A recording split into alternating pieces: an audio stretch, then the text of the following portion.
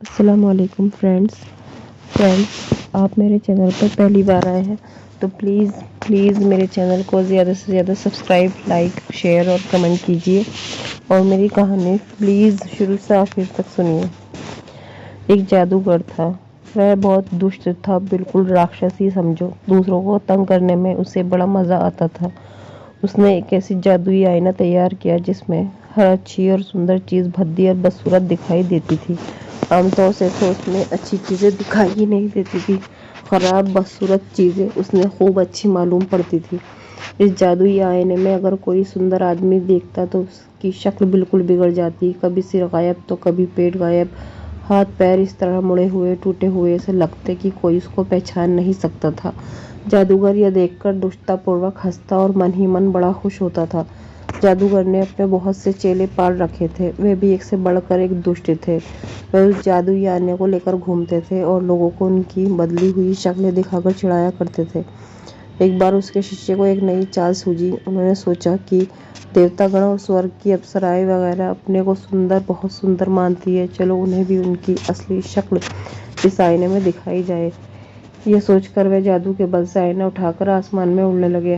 वे उड़ते चले गए, यहाँ तक कि इतनी ऊंचाई पर जा पहुंचे कि उनके हाथ से वह जादुई आईना छूट गया और जमीन पर जा गिरा।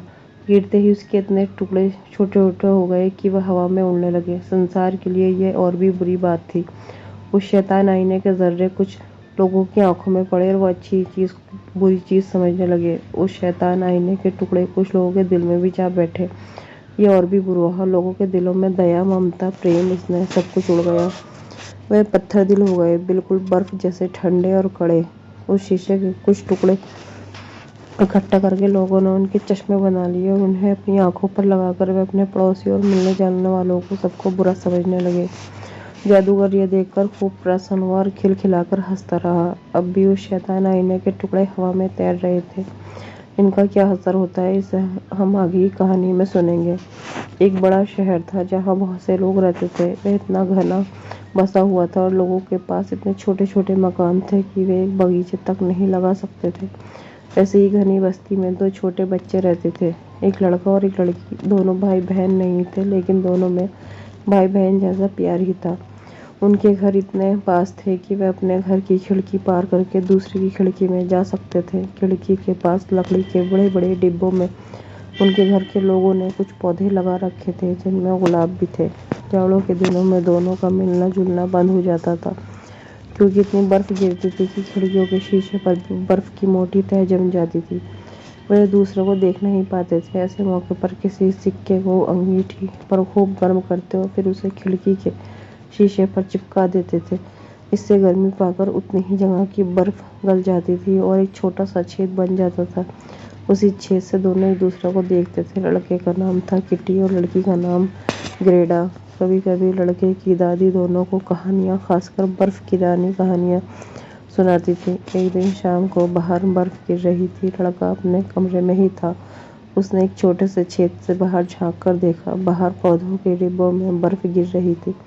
अचानक बर्फ के एक गोले पर उसकी नज़र जम गई। उसने देखा कि बर्फ का वह गोला बढ़ते बढ़ते रुई के ढेर की तरह हो गया। यही नहीं, थोड़ी देर में लगा कि वहाँ सफ़ेद वस्त्र पहने एक रानी बैठी थी, जिसने तारों का मुकुट पहन रखा है। लड़का उसे देखते ही रह गया। क्या यही बर्फ की रानी है? अचानक रानी ने उसको अपनी ओर आने का इशारा किया। लड़का डर गया और खिड़की से नीचे उतर गया। अचानक उसने देखा कि बड़ी सी सफ़ेद चिड़िया उसकी खिड़की के पास से उड़ गई और बर्फ की रानी गायब हो गई। इसके कई दिन बाद भी लड़का ग्रेडा के पास बैठा था। दोनों एक किताब के पन्ने उलट रहे थे जिसमें चिड़िया और जंगली जानवरों के चित्र थे। तभी जैसे ही गिरजे की घंटी ने 12 बजाए, लड़का कहने लगा, लगता है मेरी आंखों में कुछ गिर गया है और मेरे सीने में दर्द हो रहा है।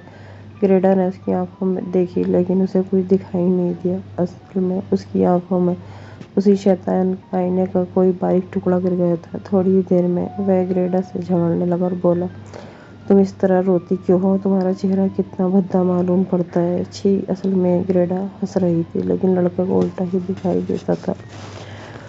वह बोला, ये गुलाब के पौधे कितने भद्दे हैं और यह डिब्बा भी सड़ गया है। उसने डिब्बे को उठाकर मार दिया और फूल नीचे नोच डाले। लड़की चिल्लाई, अरे तुम ये क्या कर रहे हो? लेकिन वह नहीं माना और उसे धक्का देकर भाग गया। उस शैतान आईने के टुकड़े से अब वह बहुत शरारती और झगड़ालू हो गया था। वह दादी को मुंह चिढ़ाता, किताबें फाड़ डालता और पड़ोसियों को तंग करता था। वह ग्रेडा को भी बहुत कुछ रुलाया करता था, क्योंकि उसके दिल में शैतानी आईने के टुकड़े चले गए थे। जाड़ों के दिनों में एक दिन गर्म कपड़े पहनकर, हाथों में दस्ताने पहनकर मोहल्ले के शरारती लड़कों के साथ खेलने निकल गया। वह लोग बर्फ पर फिसलने लगे, खेल रहे थे। उधर से सब लोगों की गाड़ियां गुजरती थी तो लड़के अपनी फिसलने वाली स्लेजों को उनके पीछे बांध देते और कुछ दूर फिसलते चले जाते। किटी भी एक गाड़ी के पीछे अपनी स्लेज बांध दी, फिसलना शुरू कर दिया। उस गाड़ी में एक सफेद लबादा ओढ़े और मोटी सफेद टोपी लगाए बैठा था एक आदमी। बार बार मुड़कर किटी को अपने पीछे आने का इशारा करता और किटी उसके पीछे पीछे फिसलता जा रहा था। गाड़ी शहर की सड़कों को पार करती हुई थोड़ी देर में शहर के बाहर आ गई। किटी कुछ घबराया। उसने अपनी स्लेज को गाड़ी से छुड़ाने की कोशिश की, लेकिन उसकी कोशिश बेकार गई। किटी ने चिल्लाने की कोशिश की, लेकिन उसके मुंह से आवाज नहीं निकल रही थी। अगर निकलती भी तो वहां सुनता कौन? बर्फ तेजी से गिर रही थी। इतने किटी ने देखा कि गाड़ीवान की टोपी और लबादा गायब हो गया। गाड़ीवान की जगह सफेद वस्त्र पहने एक सुंदर देवी आ बैठी। किटी ने फौरन पहचान लिया, वह बर्फ की रानी थी।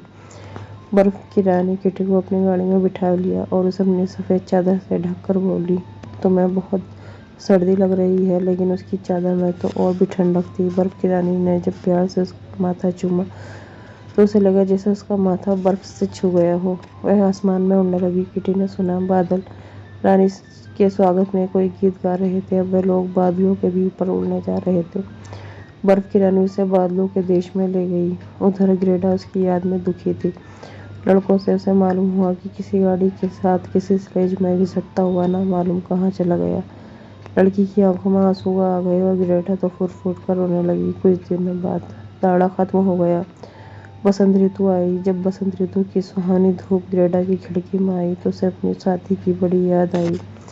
एक दिन वह अपने लाल जूते पहनकर नदी के किनारे पर जा पहुंची और नदी से पूछने लगी, क्या तुमने मेरे भाई को बाहर ले गई हो?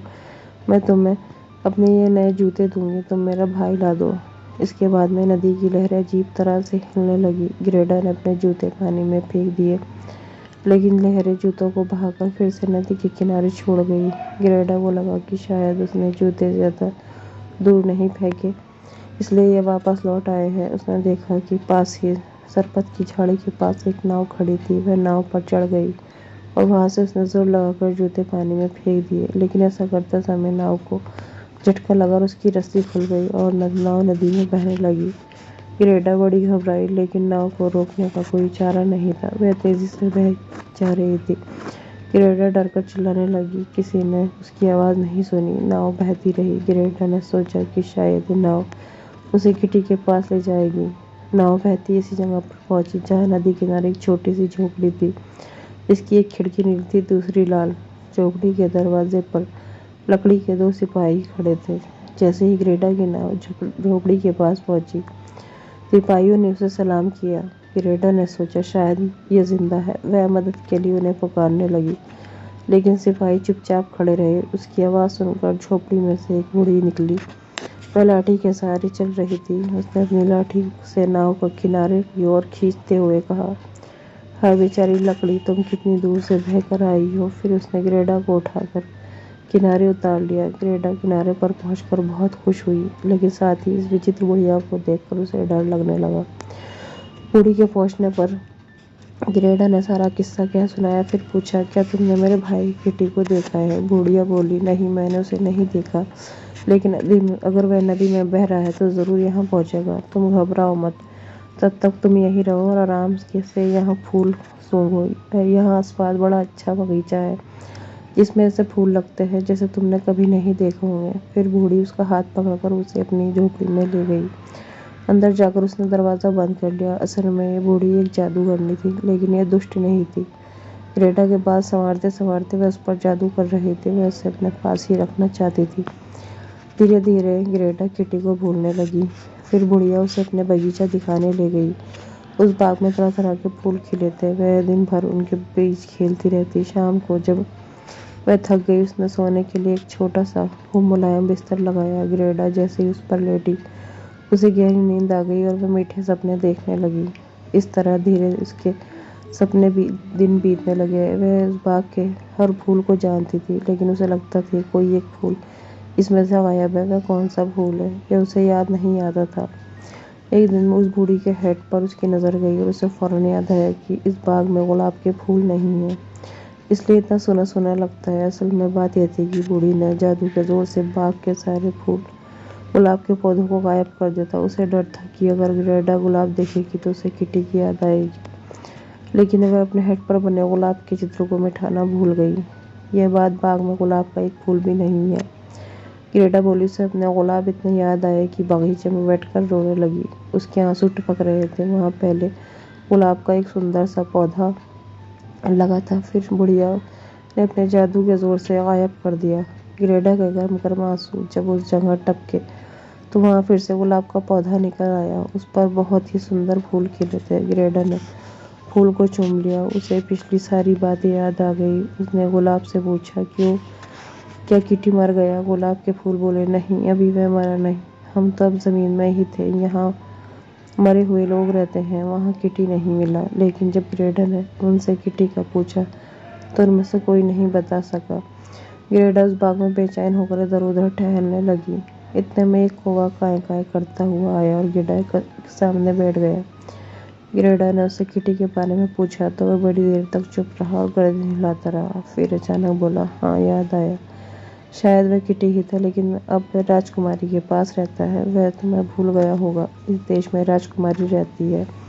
वह बड़ी चालाक है और दुनिया भर के अखबार पढ़ती है और सारी खबरें उसे मालूम रहती है। एक दिन उसने सोचा कि अब मुझे शादी करनी चाहिए। वह अपने लिए ऐसा लड़का खोजने लगी जो बहुत बुद्धिमान हो, इसे अच्छी तरह बात करना आता हो। ठीक है, लेकिन क्या मेरी किटी तुम्हें वहाँ दिखाई दिया? कौवा बोला, ठहरो, बता रहा हूँ। हाँ, तो वहाँ एक दिन लड़का आया। वह देखने में बहुत सुंदर था, बिल्कुल तुम्हारी तरह। सीधा अंदर घुस गया। हालांकि वह फटे और गंदे कपड़े पहने था, लेकिन कोई उसे रोक नहीं सका। वह सीधा राजकुमारी के पास जा पहुंचा। उसने राजकुमारी से कहा, मैं तुम्हारी मन जीतने नहीं आया, बल्कि तुम्हारी बुद्धिमानी की बातें सुनने आया हूँ। हाँ, वह मेरा किटी ही होगा। वह बड़ा बहादुर है। क्या तुम मुझे राजकुमारी के महल में ले जा सकते हो? कौवा बोला, यह इतना आसान काम नहीं। पहले मैं अपनी कौवी से इसके बारे में पता कर लूँ, क्योंकि तुम्हारे जैसी छोटी बच्ची को महल में ले जाने की इजाज़त पाना बड़ा मुश्किल है। अच्छा, तुम यहीं बैठो, मैं ज़रा अपनी कौवी से बात कर रहा हूँ। ये कहकर कौवा उड़ गया। थोड़ी देर बाद फिर काँव काँव करता हुआ लौट आया और बोला, मेरी कौवी ने तुमको सलाम भेजा है, और लो, ये रोटी का टुकड़ा भी दिखाया है, इसे खा लो, तुम्हें भूख लगी होगी। तुम रो मत, मेरी कौवी तुम्हें पीछे दरवाजे से महल में पहुंचा देगी। आओ, चलो मेरे साथ। रोटी खाकर ग्रेडा कौवे के साथ चल पड़ी। वह जल्दी जल्दी चल रही थी, क्योंकि उसे डर था कि कहीं वह बूढ़ी उसके पीछे न आती हो। थोड़ी देर में वह कौवा उसे एक बहुत बड़े बगीचे में ले गया। वहाँ राजकुमारी के महल में बगीचा था। रास्ते में कौवी भी साथ हो ली। वह रास्ता बताते हुए महल में ले आई। ग्रेडा मन में घबरा रही थी। एक जीना पार करके वो लोग ऊपर पहुंचे। वहाँ एक दिया जल रहा था। कौवी के कहने पर ग्रेडा ने दिया उठा लिया और आगे चलने लगी। थोड़ी देर में सोने वाले कमरे में पहुंच गए। वह कमरा बहुत सुंदर था। देखने में उसकी छत और बीच में लगा हुआ खंभा ताड़ के पेड़ की तरह लगा था, जिसमें तरह तरह के हीरे मोती लगे हुए थे। कमरे में लिली के फूल की शक्ल के 2 पलंग लगे थे। एक राजकुमारी के लिए था, दूसरा राजकुमार के लिए। ग्रेडा पलंग पर किटी को ढूंढने लगी। उस पर एक लड़का सो रहा था। उसने उसे आवाज़ दी। दिए से चेहरे से प्रकाश किया। राजकुमार की नींद खुली नहीं। ग्रेडा को यह देखकर बड़ा अफसोस हुआ कि वह किटी नहीं था। तब राजकुमार नींद में खुल गई। उसने पूछा, तुम कौन हो और यहाँ क्या करने आई हो? ग्रेडा ने रोते हुए अपना सारा किस्सा कह सुनाया। उसने यह भी बताया कि किस तरह इस महल के पालतू कौवे और कौवी ने उसकी मदद की। राजकुमार और राजकुमारी को उसकी कहानी सुनकर बहुत दुख हुआ, लेकिन कौवे के इस जोड़े पर वे दोनों बहुत प्रसन्न थे। राजकुमार ने अपने पालतू कौवे की बड़ी तारीफ की, क्योंकि उन्होंने गरीब लड़की की मदद की थी। राजकुमारी ने उससे पूछा, अच्छा बताओ, तुम लोग महल से आज़ाद होना चाहते हो या अपने काम के बदले में तुम्हारी दरबारी कौवा बना दिया जाए? महल के रसोई घर में जो कुछ बच जाएगा वह तुम्हारा होगा। कौवे और कौवी ने सर झुकाकर उन्हें सलाम किया और दरबारी कौवा बनना स्वीकार कर लिया। राजकुमारी से हुक्म से ग्रेडा को खाना खिलाया गया और आराम से सुला दिया। दूसरे दिन ग्रेडा को खूब अच्छे अच्छे कपड़े पहनने को मिले। उससे कहा गया है कि तुम कुछ महल में कुछ दिन मेहमान बनकर रहो, लेकिन ग्रेडा राजी नहीं हुई। उसने सिर्फ एक जोड़ी जूते और एक छोटा घोड़ा मांग लिया ताकि उसमें बैठकर वह किटी को खोजने जा सके। फौरन उसके लिए एक नई गाड़ी का इंतजाम किया गया। असली सोने की बनी हुई गाड़ी थी। उसमें एक कोचवान, 4 नौकर भी थे। राजकुमारी ने खुद सहारा देकर ग्रेडा को गाड़ी में बिठाया और सम्मानित विदा किया। गाड़ी एक घने अंधेरे जंगल से होकर आगे बढ़ने लगी। अंधेरे में काफी चमक रही थी। उस जंगल में कुछ डाकू रहते थे। जब उनकी नजर गाड़ी पर पड़ी तब वे अपने को रोक नहीं सके। उन्होंने आपस में तय किया कि इसे लूटना चाहिए। गाड़ी सोने की मालूम होती है। डाकुओं ने आगे बढ़कर ग्रेडा की गाड़ी को घेर लिया। उन्होंने कोचवान और नौकरों को मार डाला। ग्रेडा को गाड़ी के बाहर खींच लिया। तब एक बूढ़ी लुटेरन भी वहां आ पहुंची। उसका आदमी लुटेरों का सरदार था।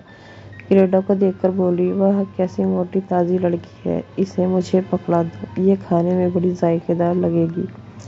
वह बूढ़ी बड़ी डरावनी थी। देखते देखते उसने एक चमचमाती छुरी निकाल ली और उसे मारने की जा रही थी कि इतने में उसकी लड़की आ पहुंची और उससे लिपट गई। वह अपनी माँ से कहने लगी, माँ इसे मुझे दे दो, मैं इसके साथ खेलूंगी, ये मेरे साथ रहेगी।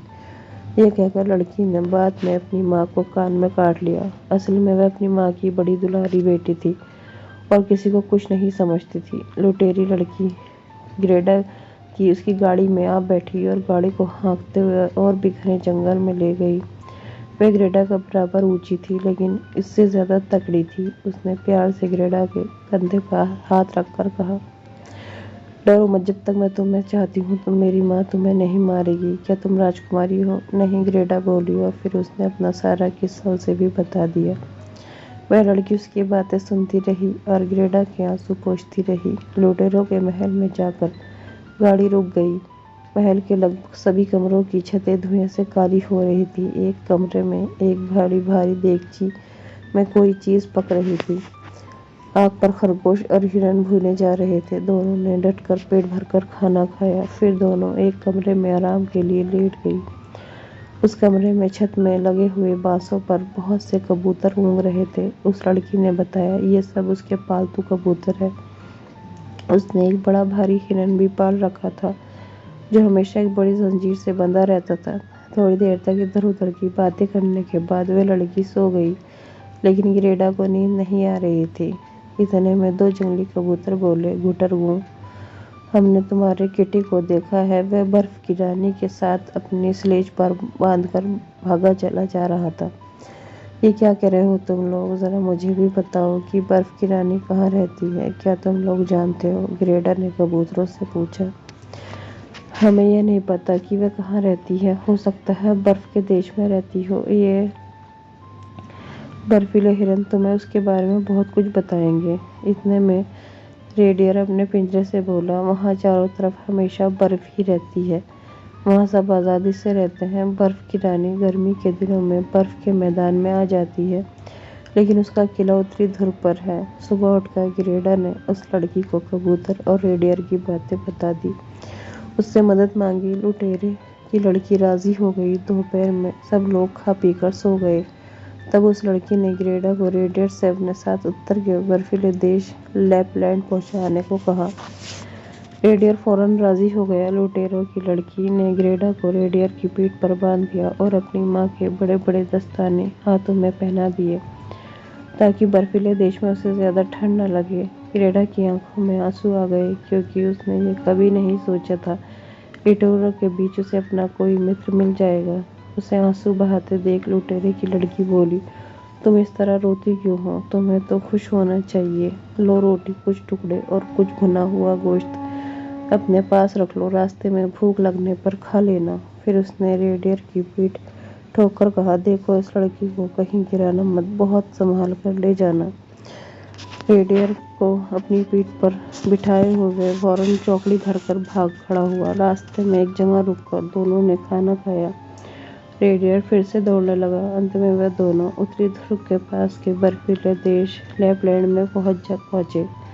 रेडियर की एक छोटी सी झोपड़ी के पास रुका। यह झोपड़ी बर्फ का एक अजीब सा मकान था, जिसके अंदर एक स्त्री बैठी हुई आग में मछली भून रही थी।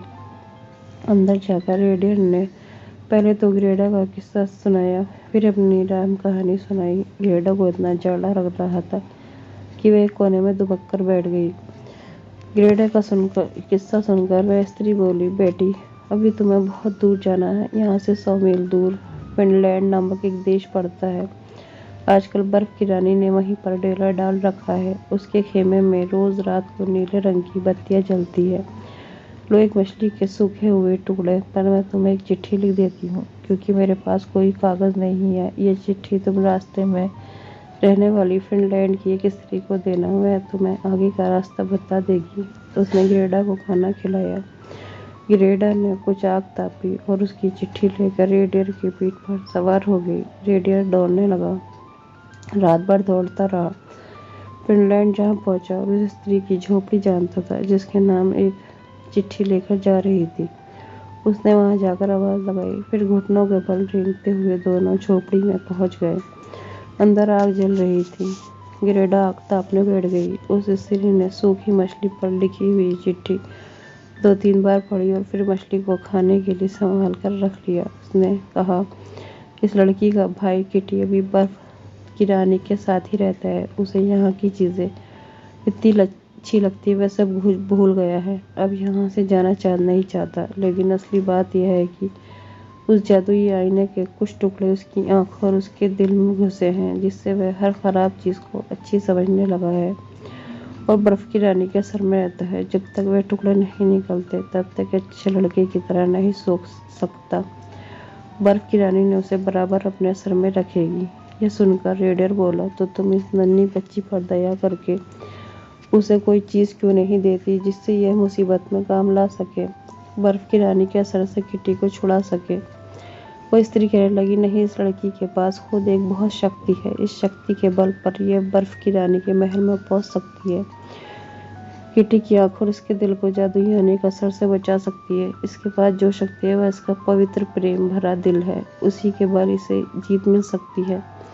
यहाँ से 2 मील पर बर्फ की रानी का बगीचा है। तुम वहीं एक झाड़ी के पास इसे छोड़कर फौरन लौट आना। यह कहकर उसने ग्रेडा को रेडियर की पीठ पर बिठा दिया और रेडियर तेजी से दौड़ने लगा। थोड़ी देर में बर्फ की रानी के बगीचे के पास आ पहुंचा। वहां उसने ग्रेडा को उतार दिया और उसे चूम लिया। उसकी आंखों में आंसू आ गए। ग्रेडा की भी आंखें भीग आई। इतने अच्छे रेडियर से अलग होते हुए उसे बड़ा दुख हो रहा था। फिर रेडियर वहां से लौट आया। अब ग्रेडा सुनसान बर्फीली जगह में अकेली रह गई। ग्रेडा नंगे पैर ही बर्फ पर दौड़ने लगी।